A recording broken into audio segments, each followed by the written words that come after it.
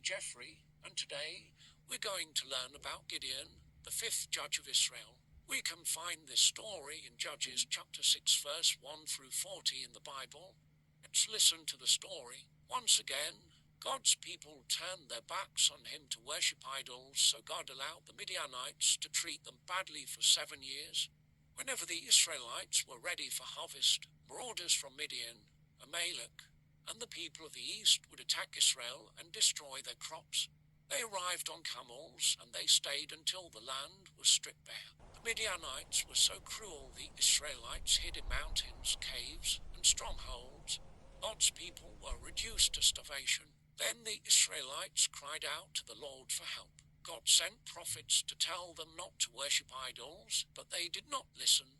Then an angel of God went and sat under the great tree at Ophrah belonging to Joash. Joash's son Gideon was threshing wheat at the bottom of a winepress. The angel greeted him, "Mighty hero, the Lord is with you." Gideon replied, "If the Lord were with us, why have we been handed over to the Midianites?" The Lord's angel said, "Go with the strength you have and rescue Israel from the Midianites. I'm sending you." Gideon retorted, "My clan is the weakest in the tribe of Manasseh, and I am the least in my family." The Lord replied, "I will be with you, and you will destroy the Midianites as if you were fighting against one man." Disbelieving Gideon asked for a sign. Gideon asked the stranger to stay while he went to prepare food. When he brought fresh bread, broth and freshly cooked goat's meat, the stranger asked him to put the meat and bread on a rock, then pour the broth over it. Then the angel of the Lord touched the meat and bread with the tip of the staff in his hand, and fire flamed up from the rock and consumed the meat and bread. Then the angel of the Lord disappeared. Gideon exclaimed, "I'm doomed. I have seen the angel of the Lord face to face." The Lord replied, "Do not be afraid. You will not die." That night the Lord gave Gideon instructions to carry out. With the help of 10 servants, Gideon took one of his father's bulls and pulled down his father's idol of Baal. They cut down the pole his family used to worship the idol Asherah. Then he made an altar to God, placed the wood of the Asherah pole on it, and sacrificed the bull to God. The next morning the people of the town were furious to find the idols had been destroyed. When they discovered Gideon had done this, a mob gathered outside Joash's house demanding Gideon's death.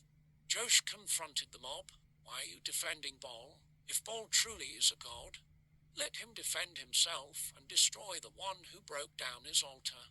From then on, Gideon was called Jerubbaal, which means "let Baal defend himself." Soon afterward, the armies of Midian, Amalek, and the people of the east formed an alliance against Israel and crossed the Jordan, camping in the valley of Jezreel.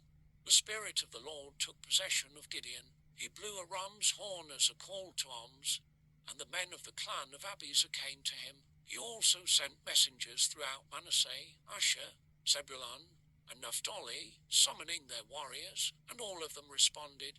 Gideon still had doubts about taking on the mighty army in the valley, so he said to God, "Prove you are going to use me to rescue Israel in this way. I will put a wool fleece on the threshing floor tonight.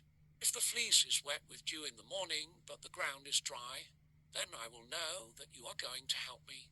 The next morning the ground was dry, but the fleece was wet with dew. But Gideon still had doubts. "Please don't be angry with me," he begged the Lord. "Let me use the fleece for one more test. This time let the fleece remain dry while the ground around it is wet with dew." The next morning there was heavy dew on the ground, but the fleece was dry.